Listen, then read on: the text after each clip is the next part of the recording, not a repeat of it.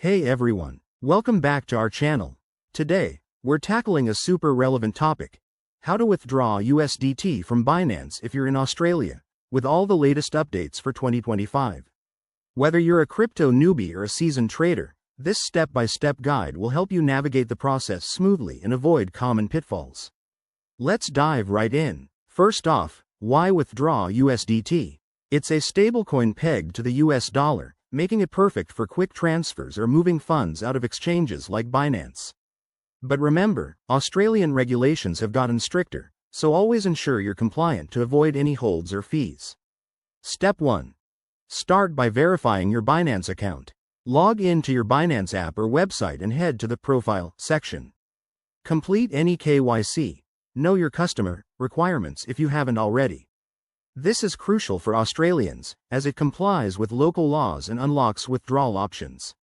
Step 2. Once verified, go to the Wallet tab. Here, you'll see all your assets. Select USDT from the list. Now, click on Withdraw. This will open a form for you to fill out. Step 3. Choose the right network for your withdrawal. USDT can be on networks like ERC20, TRC20, or BEP2.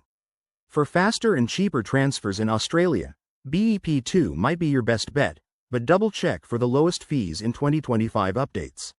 Step 4. Enter the withdrawal address. This is where your USDT will go. Make sure it's your personal wallet or a trusted exchange address. Copy and paste carefully to prevent errors, as crypto transactions are irreversible. Step 5. Specify the amount you want to withdraw. Keep an eye on minimum limits and network fees, which could change by 2025. For example, Binance might have dynamic fees based on market conditions. Step 6. Review everything on the confirmation page. Double-check the address, amount, and fees before hitting Confirm.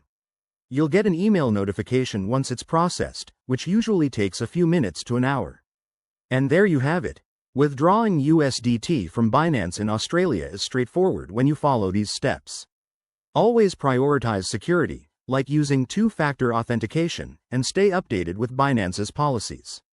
If you found this helpful, give it a thumbs up, subscribe for more crypto tips, and let us know in the comments if you have any questions. Thanks for watching. See you in the next video.